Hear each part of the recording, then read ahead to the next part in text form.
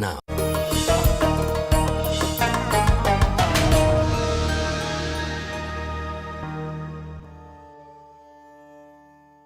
زحال مسکین مکن تغافل، درائے نینا بنائے بتیاں، کتاب ہجراں ندارم جاں، نہ لیہو کاہے لگائے چھتیاں،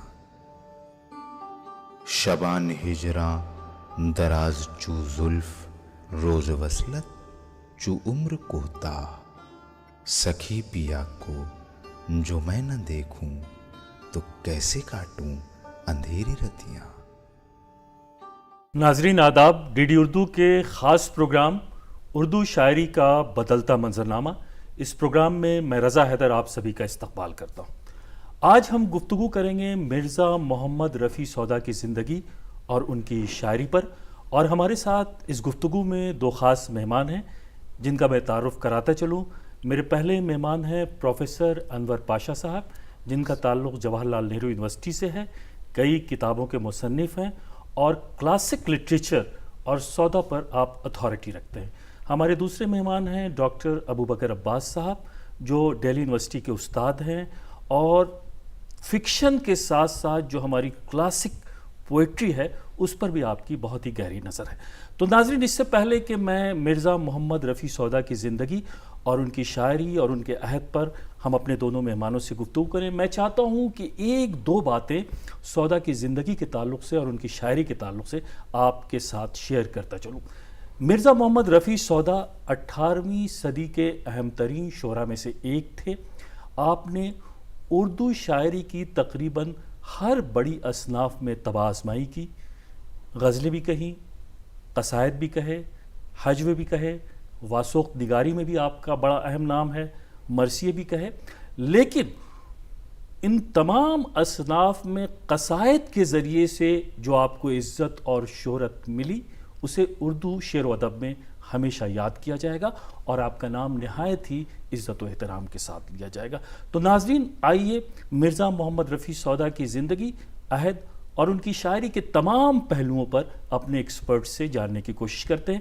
میرا پہلا سوال پروفیسر انور پاشا صاحب سے۔ سر، اس سے پہلے کہ سودا کی زندگی اور شاعری کے تعلق سے ہم کچھ سنیں، ہم یہ چاہتے ہیں کہ وہ عہد جو بڑا امپورٹنٹ عہد تھا، بڑا امپورٹنٹ پیریڈ تھا، وہ عہد کیسا تھا؟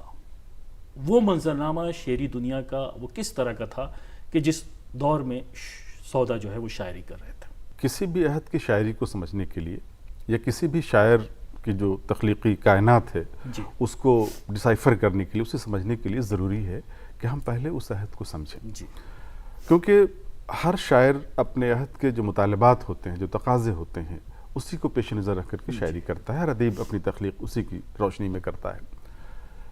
جیسا کہ آپ نے فرمایا کہ مرزا محمد رفیع سودا کا تعلق 18ویں صدی سے تھا۔ یہ 18ویں صدی کا دور بہت اہم ہے ہماری جو تاریخ ہے، خواہ وہ سیاسی تاریخ ہو، ثقافتی تاریخ ہو۔ ظاہر ہے کہ اس اعتبار سے ہم دیکھتے ہیں تو 18ویں صدی کا دور بہت ہی اہم دور ثابت ہوتا ہے۔ اس دور میں ایک بڑی سلطنت جسے ہم مغلیہ سلطنت کے نام سے جانتے ہیں، وہ سلطنت ایک طرح سے بڑی تیزی کے ساتھ زوال کی طرف وہ نظام، وہ سلطنت، وہ مغلیہ سلطنت زوال کی طرف گامزن تھی۔ اور اس زوال کا آغاز جب ہوتا ہے 18ویں صدی کے شروع سے ہی ہو جاتا ہے، اور وہ سلسلہ آ کر کے گرچہ مکمل ہوتا ہے 1857 میں، لیکن وہ بہت شدید ہوتا چلا جاتا ہے، زوال کا رنگ گہرا ہوتا چلا جاتا ہے 18ویں صدی کے نصف سے تقریباً۔ یہ وہ دور ہے، اگر آپ مرزا محمد رفیع سودا کے حوالے سے بات کریں تو یہ محمد شاہ جو بادشاہ کا جو دور ہے، ایک بڑا اسپین مرزا محمد رفیع سودا کی زندگی کا اسی دور میں گزرا۔ اور اس دور کو آپ ذہن میں رکھیں کہ جو احمد شاہ ابدالی اور مراٹھوں کی وجہ سے جو مغلیہ سلطنت تھی، دلی جو لال قلعے کی جو حکومت تھی، وہ حکومت مغلیہ سلطنت کی حکومت سمٹ کر رہ گئی تھی۔ کہا بھی جاتا تھا کہ اب دلی تا پالم کا معاملہ تھا، اب وہ سمٹ کے لال قلعے تک چلا آیا تھا۔ تو ظاہر ہے کہ یہ صورتحال بہت ہی اس دور کی ایک طرح کی ایک آپ کہیں افراتفری کا عالم تھا، ایک عدم استحکام کا عالم تھا. نظام کے حوالے سے اگر آپ دیکھیں، کسی سلطنت کے حوالے سے دیکھیں، حکمرانی کے حوالے سے دیکھیں، اگر آپ اس کو انتظامیہ کے حوالے سے دیکھیں، تو پورے ملک میں ایک افراتفری کا عالم تھا. ایک جس کو کیوٹک سچویشن کہتے ہیں انگریزی میں، اس طرح کی ایک صورتحال اس دور میں تھی. لیکن یہ بہت دلچسپ امر ہے کہ اس صورتحال میں ایک طرف تو ایک نظام کا خاتمہ ہو رہا تھا، تیزی کے ساتھ وہ نظام زوال کی طرف بڑھ رہا تھا، اور دوسری طرف ہم دیکھتے ہیں کہ اسی دور میں اردو شاعری اپنے عروج کو پہنچ رہی تھی. کہا جاتا ہے کہ یہ دور اردو شاعری کی تاریخ میں ایک گولڈن پیریڈ ہے، بڑا سنہرا دور ہے وہ، جب میر، سودا، درد، سوز جیسے شاعر پیدا ہوئے اور انہوں نے اردو شاعری کو ایک طرح سے بام کمال تک پہنچا دیا. تو یہ اس دور میں دو طرح کی چیزیں آپ کو دیکھنے کو ملتی ہیں ایک ساتھ، کہ ایک زوال بھی ایک طرف، اور دوسری طرف ثقافتی اعتبار سے اگر آپ دیکھیں، ادبی اعتبار سے آپ دیکھیں، اردو زبان کی شاعری کے حوالے سے دیکھیں، بہت تیزی سے بڑھ رہا، بہت وسیع ہو رہا. ابوبکر عباس صاحب، میں چاہتا ہوں کہ آپ ہمارے ناظرین کو یہ بتائیے کہ وہ جو ابتدائی دور تھا مرزا محمد رفیع سودا کی زندگی کا، اور کس طرح سے ان کی ذہنی نشو نما ہوئی، کیا خاندان کے حالات تھے، کیا گھر کے حالات تھے، تو اس پہ آپ کچھ اظہار خیال فرمائیں. جی دیکھیے، یہ ہے کہ جیسا کہ بتایا پروفیسر انور پاشا صاحب نے کہ وہ دور بڑا افراتفری کا تھا. جی تو کسی بھی شاعر یا کسی بھی فنکار کی زندگی پہ عہد کا اثر پڑتا ہے. اس زمانے میں 2 بحری حملے ہوئے جس نے یہاں کی صورتحال تقریباً بدل دی تھی. ایک تو نادر شاہ کا حملہ ہوا، دوسرا احمد شاہ ابدالی کا. ان 2 حملوں نے دہلی کی صورتحال تقریباً بدل دی تھی. یہاں کے شاہی خزانے لوٹ کر کے لے گئے، گلیوں میں انسانی خون بہتا رہا، بڑا افراتفری کا عالم تھا. تو ایک سائیکلوجی، انسانی سائیکلوجی پہ اس کا اثر 2 طرح سے ہوا.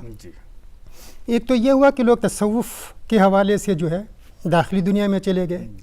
دوسرا یہ ہوا کہ لوگ اپنا سب کچھ لٹانے کے بعد خود کو بہلانے کے لیے خارجی دنیا سے متعلق ہو گئے. سودا کا تعلق دوسرے حوالے سے تھا.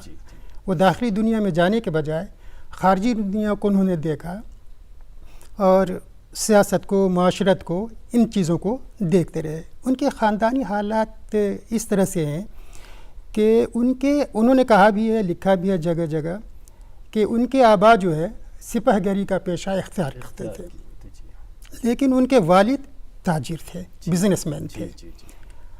بعض لوگوں کا کہنا ہے کہ سودا نے تخلص اسی لیے اختیار کیا، سودا، کہ ان کے والد جو ہیں سوداگر تھے. لیکن یہ بھی ہے کہ جو بھی شاعر ہے تو وہ عشق میں ایک طرح کے جنون میں مبتلا رہتا ہے، جس کو سودا کہتے ہیں. تو ایک یہ بھی ہے. سودا بہت ہی نفیس قسم کے آدمی تھے، نازک مزاج تھے، اور کہنا یہ چاہیے کہ مجلسی آدمی تھے. چونکہ والد بزنس مین تھے تو دولت زیادہ تھی تو مزاج بھی ویسا ہی تھا، شاہانہ تھا. اور پھر یہ ہے کہ وہ خود انہوں نے جو نوکری کی وہ فوج میں کی، تو اس کی وجہ سے ایک طرح کا روب، ایک طرح کا تنتنا، ایک طرح کا تیور ان کے مزاج میں بھی رہا، ان کی شاعری میں بھی رہا. بعض لوگوں کا کہنا ہے کہ ان کے والد جو ہے سمرقند سے آئے تھے، کچھ لوگوں کا کہنا ہے کہ نہیں، کابل سے آئے تھے. تو بہرحال یہ اہم مسئلہ نہیں ہے. مسئلہ یہ ہے کہ سودا کی پیدائش یہیں ہوئی، ان کا خاندان یہیں رہا، شاہی دربار میں رسائی حاصل کی، اور سماج میں جو کچھ ہو رہا ہے ان تمام چیزوں کو انہوں نے بغور دیکھا، اس کا مشاہدہ کیا، اور ان کو اپنی شاعری میں اس کے اثرات. گولڈی میٹ مٹن مسالے، جو آپ کے ہاتھ کا مٹن کھائے زندگی بھر آپ کا ہو جائے. ان کی شاعری میں ہمیں دکھائی دیتے ہیں. بہت خوبصورتی کے ساتھ آپ نے ان کے حالات کی طرف اشارہ کیا. پروفیسر انور پاشا صاحب، ان کی شاعری میں جو کئی اصناف پہ انہوں نے طب آزمائی کی، اس کے تعلق سے بھی باتیں ہوں گی، لیکن ان کی شاعری کی جو ایک فنی خصوصیت ہے کہ جو ان کو ذرا منفرد بناتی ہے ان کے معاصرین سے، اس پر میں چاہتا ہوں کہ مختصراً آپ کچھ بتائیں. اس سے پہلے کہ فنی خصوصیات پہ گفتگو کی جائے، میں تھوڑا سا کچھ اضافہ کرنا چاہتا ہوں. ابھی ڈاکٹر ابوبکر عباس صاحب نے جو کہا، سودا کا معاملہ یہ تھا کہ وہ صرف دلی تک محدود نہیں رہے. میر کے بارے میں یہی تھا کہ میر نے بھی ظاہر ہے کہ وہ مختلف جگہوں سے ان کی وابستگی رہی. سودا وابستہ ہوئے متھرا کے نواب کے ساتھ. اس زمانے میں ظاہر ہے کہ روسا کے ساتھ، درباروں کے ساتھ، نوابین کے ساتھ شعراء وابستہ ہوتے تھے. پھر وہ گئے وہاں فروخ آباد، اور پھر وہاں سے وہ واپس ہوتے ہیں فیض آباد شجاع الدولہ کے زمانے میں، اور وہاں سے دربار سے ان کی وابستگی ہوتی ہے. اور پھر جب آصف الدولہ کے زمانے میں وہ شفٹ ہوتا ہے فیض آباد سے پائے تخت وہاں کا اودھ میں، لکھنؤ میں، تو پھر وہ لکھنؤ چلے جاتے ہیں. اور اس طرح سے ان کی زندگی کا بڑا حصہ گزرا مختلف نوابوں، روسا اور درباروں کے ساتھ. اور اس کو اگر آپ ذہن میں رکھیں تو جو ان کی طبیعت میں جس طرح کی جو نیرنگی ہے، میں اس فنی خوبی کی طرف بھی آ رہا ہوں کہ ان کی شاعری میں جو نیرنگی آپ کو ملتی ہے وہ ان کی طبیعت کی نیرنگی بھی ہے. اس کا اظہار مختلف جگہوں سے وابستہ رہے اور خوشحالی کی زندگی. 6,000 روپے وظیفہ دربار سے اس زمانے میں سالانہ، ظاہر ہے کہ وہ ایک بڑی رقم تھی. تو ان کی زندگی بڑی فراغت میں گزری تھی. وہ جس طرح سے میر کی زندگی بہت ہی مصیبت میں معاشی اعتبار سے گزری تھی، سودا کی زندگی بہت خوشحالی میں گزری تھی، دربار سے وابستگی کی وجہ سے خوشحالی میں گزری تھی. تو ظاہر ہے کہ ایک طرح کی نیرنگی ان کی طبیعت میں تھی، موجود تھی، اور وہ نیرنگی ان کی شاعری میں جھلکتی ہے، صاف دکھتی ہے. آپ نے ذکر کیا کہ ان کے ہاں خارجیت کا عمل دخل ہے.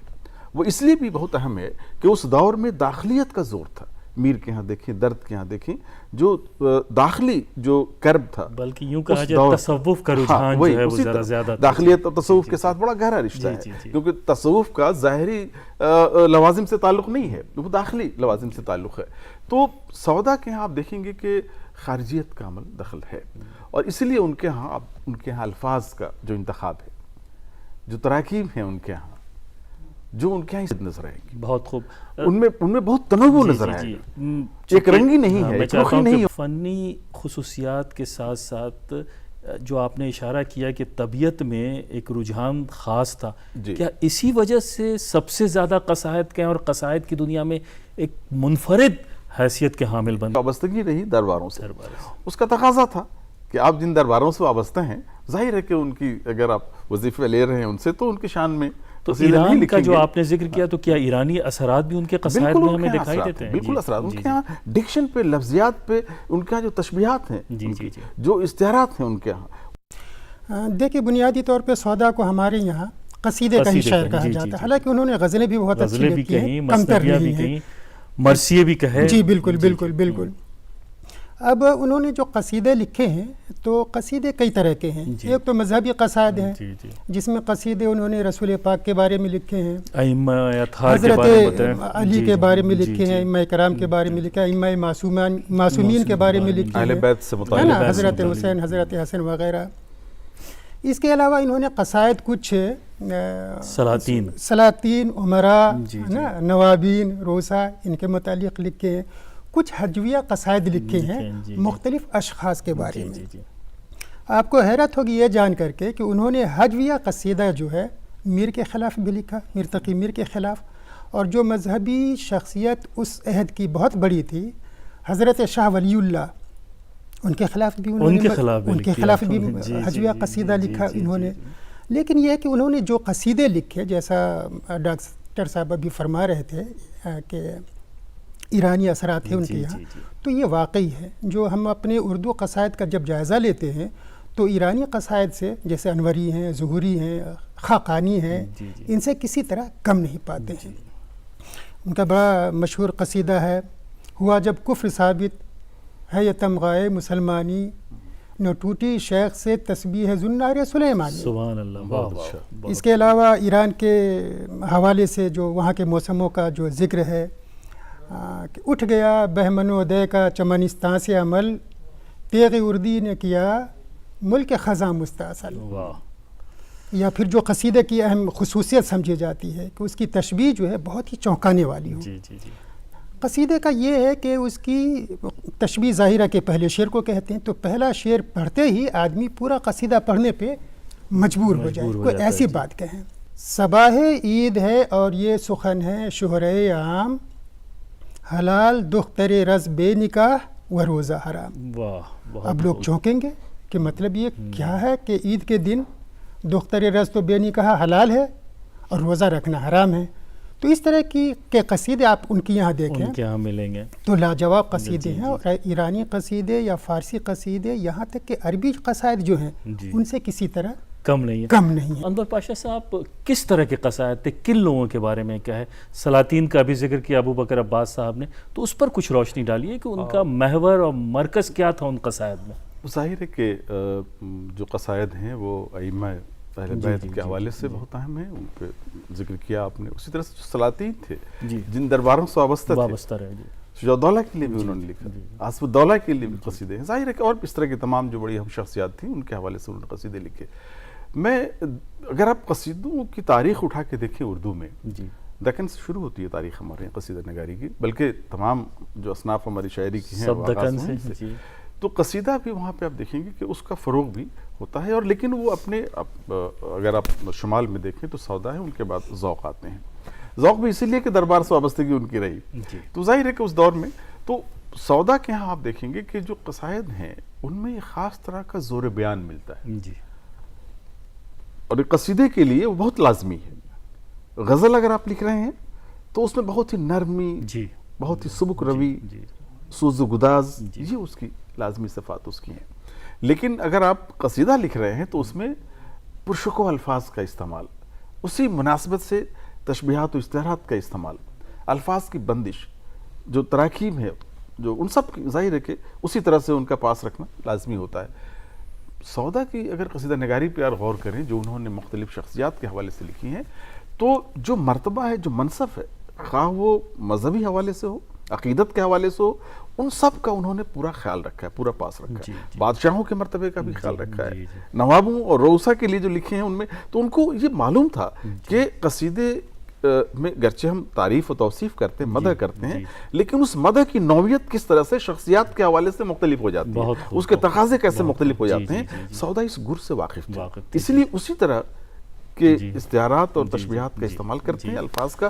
اور ان کے ہاں جو ندرت خیال ہے، جو ان کے ہاں ایک طرح سے جو تخیل قصیدے کے حوالے سے جس طرح سے جس عروج کو وہ پہنچا ہوا ان کے نظر آتا ہے، وہ اردو شاعری میں کسی اور کو کم دکھائی دیتا. نصیب نہیں ہو سکتی. ہاں، تو ابو بکر عباس صاحب، یہ قصائد کا کینوس چونکہ اتنا وسیع ہے اور اس پر جتنی بھی گفتگو کی جائے وہ ہمیں کم نظر آتی ہے. مرثیے کے بارے میں ذرا آپ، انہوں نے مرثیے بھی کہے چونکہ اردو کی ایک بہت ہی اہم صنف ہے مرثیہ. دیکھیے، مرثیے کے بارے میں تو یہ ہے کہ وہ قلی قطب شاہ سے بھی پہلے سے لکھا جاتا رہا ہے. مرثیے میں جو اہم کارنامہ انجام دیا ہے مرزا محمد رفیع سودا نے، ایک تو یہ ہے کہ مرثیے میں پہلے تمہید نہیں ہوتی تھی، ابتدائیہ نہیں ہوتا تھا جسے ہم چہرہ کہتے ہیں. مرثیہ بالعموم شروع ہوتا تھا پہلے بین سے، ہے نا، یا شہادت سے، بہت سے زیادہ جنگ سے. مرزا محمد رفیع سودا نے یہ کیا کہ اس کا ابتدائیہ لکھا، چہرہ لکھا، اور اس میں بھی بہت ساری جدتیں پیدا کی. جیسے گرمی کے موسم کا ذکر ہے یا اور کسی اس طرح کی چیز ہے، تو یہ کیا انہوں نے مرثیے میں. دوسرے یہ کہ مرثیے کو انہوں نے مختلف حیاتوں میں لکھا. کہا تو یہ بھی جاتا ہے کہ مسدس کی حیات انہی کی ایجاد کردہ ہے، مخصوص کردہ ہے مرثیے کے لیے، لیکن تمام حیاتوں میں انہوں نے لکھا. مخمس میں بھی لکھا ہے اور بہت ہی خوبی سے لکھا ہے. دیکھیے، ایک تو 5 مصرے اس کے یہ ہیں کہ جو دھویا چاہتا ہے نام اے اعمال تو سودا، تو رو رو کر بھگو رومال پہ رومال اے سودا. کیا بات. خوشی کو رات و دن کے غم سے کر پامال اے سودا. اور اسی طرح سے یہ بہت ساری چیزیں ہیں. تو مرثیے میں جو کس چیز پہ وہ زور دیتے تھے؟ چونکہ مرثیہ بھی تو ایک شخصی مرثیہ ہوتا ہے اور کربلا کے تعلق سے بھی ہوتا ہے، تو کیا کربلا کے تعلق سے بھی ان کے مرثیے؟ زیادہ تر مرثیے کربلا کے تعلق سے ہی ہیں، واقعات کے تعلق سے. اور دلچسپ بات یہ ہے کہ چونکہ وہ قصیدہ لکھ رہے ہیں، مثنوی بھی لکھ رہے ہیں، تو ان کی یہاں واقعات نگاری بہت زبردست ہے. واقعات نگاری بہت زبردست ہے، منظر نگاری بہت زبردست ہے، اور جو ایک کہنا چاہیے کہ نفسیاتی بیان جو ہے جی جی وہ بہت وہ بھی ہی دکھائی اہم ہے. وہ البتہ یہ ہے کہ وہ جو بین وغیرہ پہ یا پھر یہ ہے کہ شہادت وغیرہ کا منظر جو ہے سرسری طور پہ وہ گزر جاتے ہیں. حالانکہ یہ مرثیہ کی اہم چیزیں ہیں جس کو بعد میں انیس وغیرہ نے بہت اچھے سے جس اپنایا. کو جی، بعد جی، میں جی، انیس جی، نے بامی عروج پہ جی، جی، پہنچایا جی، اس کے آگے مرثیہ بہت تک خوب. نہیں پہنچ سکا. پروفیسر انور پاشا صاحب، ہم چاہیں گے کہ کچھ اشعار بھی آپ سنا سکتے ہیں، غزل کے اشعار، مثنوی کے اشعار، قصائد کے اشعار، غزل کا آپ غزلیں نے بھی ذکر کہیں تو کیا. ذرا غزل کے بارے میں غزل کیا کا آپ کچھ- ذکر آپ نے جی، کیا، جی، یہ جی، بہت جی. دلچسپ ہے. ظاہر ہے کہ ہمارے یہاں اردو شاعری کی تاریخ میں اس شاعر کو شاعر تصور نہیں کیا جاتا جو جس نے غزل نے جی، کہی. جی، وہ جی. ظاہر ہے کہ غزل جی، سب سے جی، عام جی، صنف جی، رہی ہے، ہر دور میں رہی ہے. اس دور میں تو خاص طور سے غزل کے حوالے سے آپ دیکھیں میر، جن کو خدائے سخن تک لوگ کہتے ہیں، ظاہر ہے کہ اس دور کے ہی شاعر تھے. سودا نے بھی غزلیں کہیں، لیکن جیسا کہ آپ نے بالکل بجا فرمایا کہ قصیدے کا رنگ اتنا ان کے ہاں منفرد حاوی ہے، تھا. جی، جی، حاوی جی، ہے، جی، غالب جی، ہے جی، جی. کہ اس رنگ میں غزل کا رنگ ایک طرح سے دبتا ہوا نظر آتا ہے سودا کے. کیونکہ یعنی سودا کا نام آتا ہے تو فوراً ہی قصائد. میر نے غزل کا ایک معیار متعین کر دیا تھا، غزل کا آہنگ متعین کر دیا تھا، اس کا لب و لہجہ متعین کر دیا تھا. اب غزل کا نام آتے ہی میر کا نام ذہن میں آتا جی، ہے. جی، جی. لیکن سودا کی بھی غزلیں غزلیں ہیں. کمتر نہیں ہیں، بہت عمدہ غزلیں انہوں نے کہیں. فرق وہی ہے کہ قصیدہ کا اثر اتنا تھا ان کے ذہن پر، ان کے مزاج پر، کہ وہ غزل پر بھی وہ رنگ دکھائی دیتا ہے. لیکن غزل کی جو صنف ہے، سوز و گداز جس طرح سے غزل میں، اس میں بہت بلند آہنگی جس طرح سے ہے، یہ زور بیان جس طرح سے قصیدے کے لیے لازمی ہے، جو ان کی شاعری کی اہم خصوصیت ہے جی، سودا کی، وہ وہاں غزلوں میں بھی ہے. اسی لیے غزل کا جو اصل رنگ تھا، جس رنگ سے غزل کی شناخت ہونے لگی تھی، داخلیت کے حوالے سے اور اس کی سبک روی کے حوالے سے، نرم روی کے حوالے سے، سوز و گداز کے حوالے سے، تو وہ رنگ سودا کے ہاں قصیدے کے رنگ کے اسی شکل میں ڈھل کر کے وہ رنگ آتا ہے.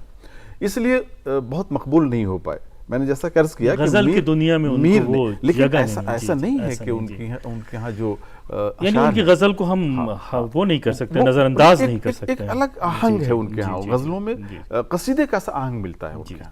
غزل کا جو عام آہنگ ہے اس سے مختلف آہنگ ان کے ہاں ملتا ہے. اور وہ ظاہر ہے کہ جو ڈکشن کی سطح پہ بھی ہے، بہت سے ایسے الفاظ جو غزل میں اس طرح سے سما نہیں سکتے تھے، ان کو بھی انہوں نے باندھنے کی کوشش کی ہے. لیکن ایسا نہیں ہے. ان کے بعض اشعار بہت اہم ہیں. گل پھینکے ہے اوروں کی طرف بلکہ سمر بھی، اے خانہ برانداز کچھ چمن، تو کچھ تو ادھر بھی. بہت مشہور. اسی طرح سے اے ابر قسم ہے تجھے رونے کی ہماری. اب دیکھیں ندرت خیال.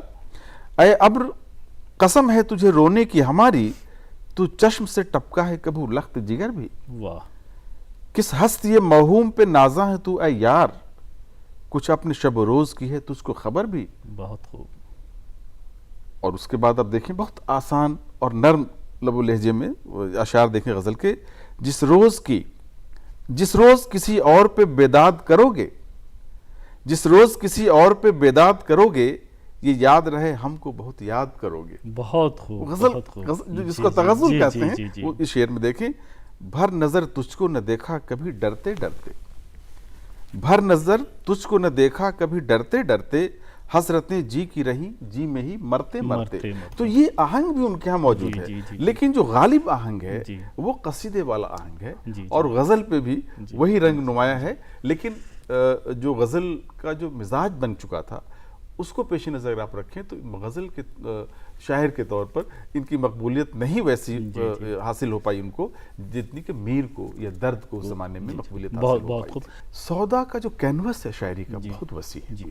میر کا محدود ہے کینوس. میر کی جو عظمت ہے اس کو کم نہیں کرنا چاہتا ہوں، لیکن اگر آپ موضوع کے حوالے سے دیکھیں، جو تجربات ہیں جس طرح کے زندگی اور عہد کے حوالے سے، میر کے ہاں جو ہے وہ ذات پر فوکس زیادہ ہے. جی جی. اور سودا اثر پر فوکس دیتے ہیں. جی. اس عہد کو سمیٹنے کی کوشش کرتے ہیں، اس عہد کے مختلف شیڈز کو، مختلف رنگوں کو اپنی شاعری میں سمیٹتے ہیں. اب اگر دیکھیں تو اس عہد میں آشوب آپ دیکھیں گے، شہر آشوب ان کے ہاں بھی ہے موجود. میر نے بھی تضحیک روزگار جو گھوڑے کے حوالے سے جو انہوں نے، اب آپ دیکھیں کہ وہ جو جس طرح کا طنز ہے اس میں، جس طرح سے اس عہد کی جو صورتحال ہے، اس عہد کی جو معاشی ابتری ہے، جو نظام ہے اس عہد کا، उन सबको उन्होंने उसका रिफ्लेक्शन जो समेट है वो लेने की दिखाई कोशिश देता है। की देखिए एक दो बातें और मैं बता दूं, वरना सौदा पे बात अधूरी रह जाएगी। सौदा ने कि तो आपने बताया कि बहुत सारी चीज़ें लिखी, लेकिन उन्होंने नस्र भी लिखी है। जी जी जी। इबरतुल गाफिलीन उनका मशहूर रिसाला है, और इबरतुल गाफिलीन के मुताले से ये अंदाज़ा होता है कि उनको शायरी की बहुत अच्छी परख थी, जो शायरी का फ़न है उस पर बहुत अच्छी नज़र थी। इसके अलावा आपने जो पूछा कि उस अहद की शायरी में और आज की अहद की शायरी में क्या फ़र्क है, तो ज़ाहिर है कि जी बिल्कुल, तो आज की अहद की शायरी जो है मीर के अहद की शायरी नहीं है, बल्कि मिर्ज़ा मोहम्मद रफ़ीक के अहद की शायरी है। वजह बहुत खूब या मुनासिबत ये है कि मिर्ज़ा मोहम्मद रफ़ी सौदा सियासी शायरी कर रहे हैं, समाजी शायरी कर रहे हैं, दिल की अपनी ज़ात की शायरी नहीं कर रहे हैं। जो इंतज़ामी कहना चाहिए कि ज़वाल है उसकी शायरी कर रहे हैं। तो हाँ, एक और ये अहम बात बता दें कि हज्व को कहना चाहिए कि सौदा पहले शायर हैं जिन्होंने हज्व निगारी को एक फ़न की हैसियत दी है। इससे पहले हज कोई फ़न के तौर पे नहीं हमारे यहाँ बरता जाता था। तो हमारे अहद की शायरी जो है वह दरअसल सौदा की शायरी, हालांकि नासिर काज़मी के अहद की नासिर काज़मी की शायरी को कहा था इन लोगों ने कि मीर की शायरी है, लेकिन आज के अहद की शायरी दरअसल सौदा की बहुत शुक्रिया प्रोफेसर अनवर पाशा साहब, डॉक्टर अबू बकर अब्बास साहब। बहुत ही खूबसूरती के साथ आपने तमाम बातों की तरफ बहुत ही इल्मी रोशनी जो है वो डाली। आपका बहुत बहुत शुक्रिया। तो नाजरीन, आज हम गुफ्तगू कर रहे थे मिर्ज़ा मोहम्मद रफ़ी सौदा की ज़िंदगी, अहद और उनकी शायरी के ऊपर, और हमारे साथ दो ख़ास मेहमान भी मौजूद थे। अगले एपिसोड में हम फिर मिलेंगे किसी नए शायर की ज़िंदगी को और उसकी शायरी को लेकर के। तब तक के लिए आप हमें इजाज़त दीजिए। आदाब। ज़ेहाल मिस्कीन मकुन तगाफुल दुराए नैना बनाए बतियाँ, किताब हिजरा नदार में जा न लेहू काहे लगाए छतियाँ, शबान हिजरा दराज चू जुल्फ रोज वसलत चू उम्र कोता, सखी पिया को जो मैं न देखूं तो कैसे काटूं अंधेरी रतियाँ।